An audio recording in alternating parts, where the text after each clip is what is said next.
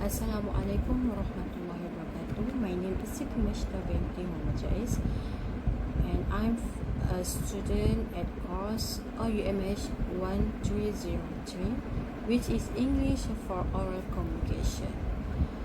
My student number is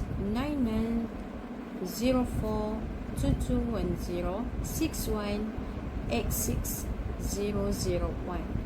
My email myshita04@oum.edu.my. My mobile number is 018989756. Today I will present about the technique of knitting. In topic the technique of knitting, I have three content. The first one is basic knitting technique, second advanced knitting method, and lastly is benefits of knitting. The firstly, what I want to talk about is basic knitting technique. The first is needles and yarn selection. First, needles type and material. Different knitting project require specific needle types. Choose from the straight, circle, double pointed, or interchangeable needles made of bamboo, metal, and plastic. Second, needle size selection. Needle size affect tension and drape. Smaller needles create tight stitches, idle, and socks, while large needles produce loose fabric for blankets. And lastly, about yarn weight categories. Yarn range from lace to super bulky. Match yarn weight to needle size and project requirements for optimal stitch definition and fabric quality. Next, let's move on about common stitches. It have 4 points. At first, about knit stitch.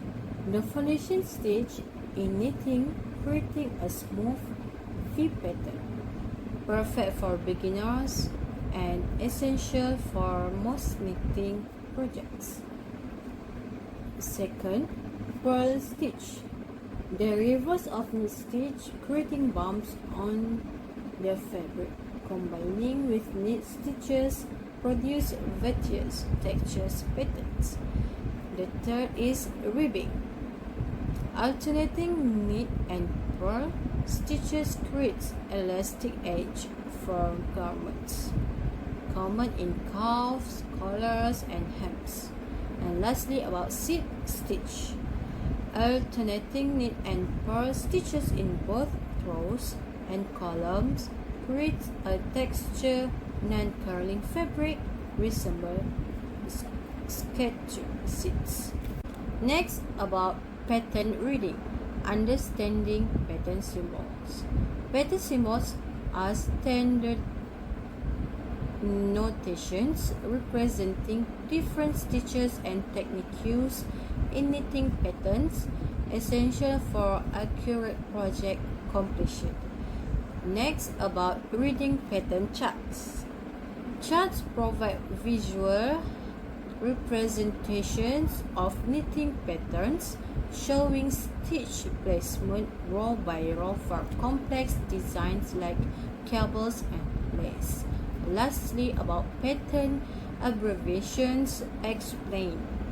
Common abbreviations like K for knit, P for purl, and YO for yarn over. Streamline right return instructions allowing knitters to follow complex pattern efficiently.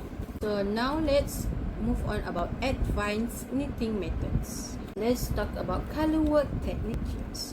The first is fair slayer knitting. Traditional technique from Scotland, using 2 colors per row to create intricate patterns while extending unused yarn across the back. Second, method for knitting with multiple colors. where each color block uses separate yarn, creating pictorial designs without stranding across the back. Last, about stranded color work.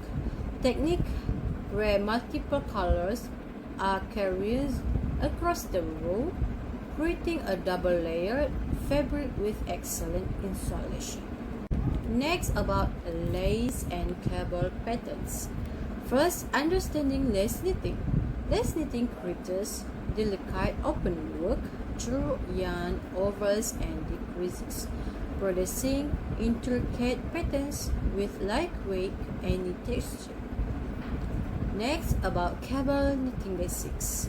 Cable patterns involve crossing stitches to create raised twisted designs that add texture and visual interest to knit items. The last, about combining technique.